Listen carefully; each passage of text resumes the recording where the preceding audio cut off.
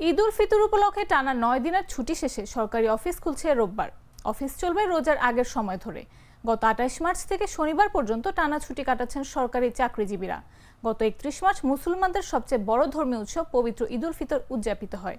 গ্রামের বাড়িতে থাকা প্রিয়জনদের সঙ্গে ঈদের আনন্দ ভাগাভাগি করতে রেল, সড়ক ও নৌপথে রাজধানী ছেড়েছেন অসংখ্য মানুষ। কর্মজীবী মানুষ ঈদের ছুটি শেষে ঢাকায় ফিরছেন। ছুটি দীর্ঘ হওয়ায় সরকারি কর্মকর্তা কর্মচারীদের বেশিরভাগই শনিবারের মধ্যে ঢাকায় পৌঁছাবেন বলে মনে করা হচ্ছে। রাজধানীর লঞ্চ, রেল ও বাস স্টেশনে আজ দেখা গেছে কর্মস্থলে ফেরা মানুষের ভিড়। একসঙ্গে অনেক যাত্রী ফেরার কারণে রাজধানীতে ফেরা মানুষ গণপরিবহন সংকটে ভোগান্তিতে পড়ছেন। বিশেষ করে লঞ্চে সদরঘাটে নামা মানুষের ভোগান্তি বেশি।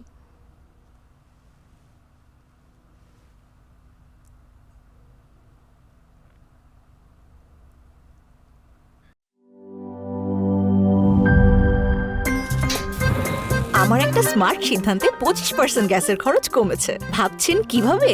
সাধারণ গ্যাস স্টোভ বদলে আমি এনেছি আরএফএল গ্যাস স্টোভ। এর সাইন্টিফিক নজল ও ব্রাস বার্নার ক্যাপ সমানভাবে তাপ ছড়িয়ে রান্না করে দ্রুত। তাই গ্যাসও বাঁচায় 25%, টাকাও বাঁচে 25%। আরএফএল গ্যাস স্টোভ নিরাপদ ও গ্যাস সাশ্রয়ী।